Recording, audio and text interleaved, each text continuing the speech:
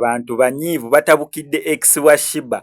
Abantu batabukidde ex wa Shiba ono nga si mulala Keko. Oluvannyuma lwa interview gye yakoze ne bamubuuza ddala kituufu Keko, nanti twogera ku mukyala na mukyala, Keko mukyala ne Shiba mukyala. Keko lwamubuuzizza nti ddala kituufu olugambo lwe twawuliranga nti ggwe ne Shiba mwali mweyagala kyali kitya, n'agamba oyo tweyagalako emyaka 2 naye Jeff Chiwa ye yakyankanya relationship yaffe twandwadde tukyeyagala paka kati, naye omusiru oyo Jeff Chiwa oyo yatuyingirira n'ayogera ebintu bingi abantu tebaasanyuse. Bagambye kaakati ssebo nkozi yabeera ssebo kaakati ssebo okakasa ki? By the way ekyebisiyaga ku nsonga side ya Keko kyo kyali obvious kubanga abantu baali bakirabye mbw ali ebisiyaga, naye ezimu ku nsonga ezamugisa wano mu ggwanga erya Uganda agendeeyo mu Amerika gyakakomawo kukyali emyaka nsuubira tinawera n'3 oba 2 ng'akomyewo. Kati oluvannyuma lw'okukomawo ekyamutwala ne kaliyayo okubeera ng'esebengerera ekkirira wansi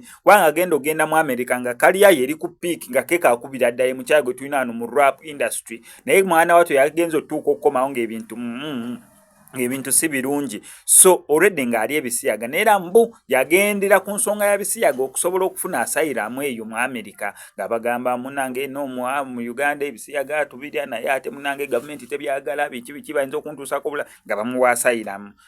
Kati naye abantu nga beebuuza yali abirya naani? Yali yagenza okyatula nti Shiba gwe yalinga akalakata.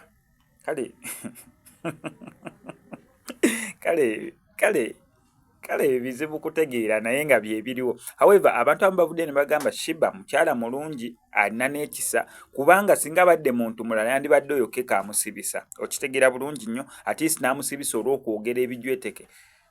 Why? Tubireke, abantu banyiivu.